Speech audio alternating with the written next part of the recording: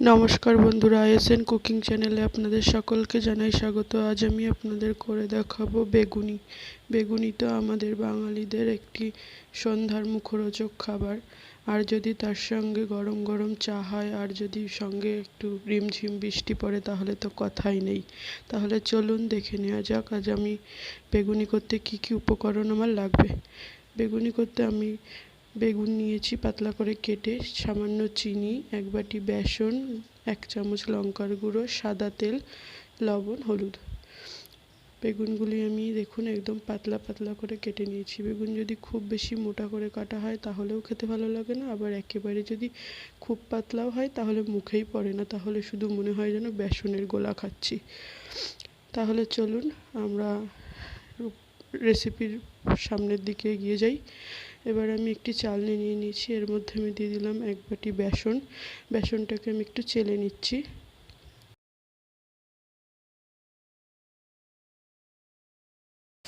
বেসন চেলে নেওয়া হয়ে গেছে। এবার আমি এর মধ্যে দিয়ে দিচ্ছি 1/2 টেবিল চামচ লবণ গুঁড়ো আর 1/2 টেবিল চামচ হলুদের গুঁড়ো, আর এর মধ্যে দিয়ে দেবো 1 টেবিল চামচ লঙ্কার গুঁড়ো।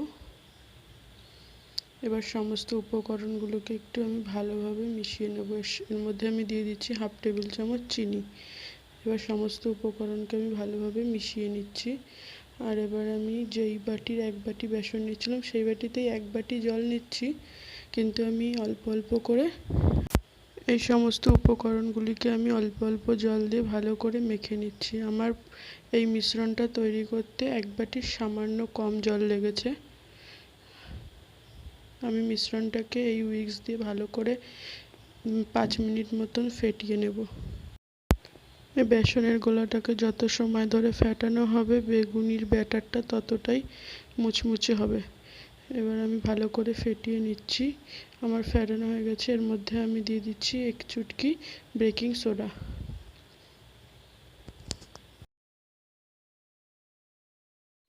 বেসনের সাথে বেকিং সোডা ভালোভাবে ফেটিয়ে নিচ্ছি। এবার আমি বেগুনগুলোয় সামান্য পরিমাণে লবণ দিয়ে দিচ্ছি, আর লবণগুলো দিয়ে আমি এগুলোকে একটু মাখিয়ে নেব হালকা হাতে। খুব জোরে মাখাতে গেলে এগুলো ভেঙে যাবে।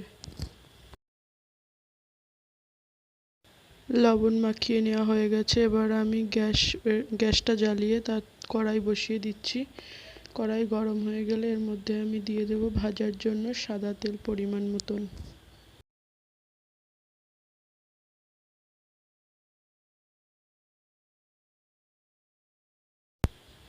তেলটা গরম হয়ে গেছে। এবার আমি চামচে করে 2 চামচ মতন তেল নিয়ে এই ব্যাটারের মধ্যে দিয়ে দিচ্ছি। ব্যাটারের সঙ্গে এই গরম তেলটা ভালো করে মিশিয়ে নেব। এই গরম তেলটা ব্যাটারে দেওয়ার কারণ হলো এটি ব্যাটারটিকে যখন তেলের মধ্যে ভাজা হবে এটি অনেকটা ক্রিস্পি করবে জিনিসটিকে, তাই জন্য এই গরম তেলটা দেওয়ার কারণ। এবার আমি বেগুনিগুলিকে ব্যাটারে চুবিয়ে গরম তেলের মধ্যে ছাড়ছি।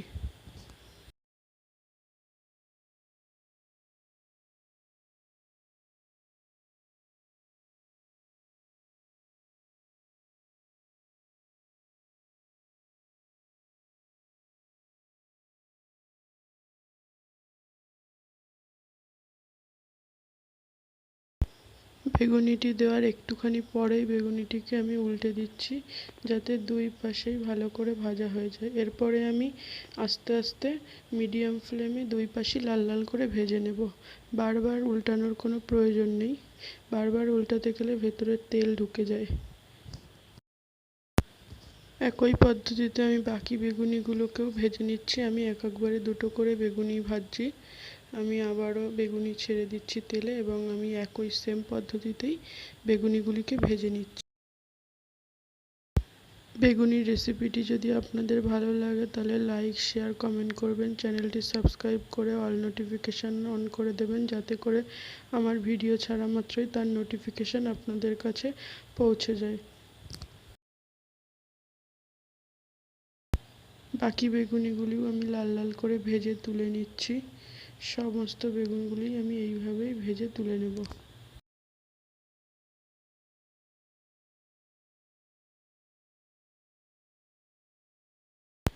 একইভাবে বাকি বেগুনিগুলিও ভেজে নিচ্ছি। আমার সমস্ত বেগুনিগুলি ভাজা হয়ে গেছে। এবার আমি এগুলিকে একটি পাত্রের মধ্যে তুলে রেখেছি।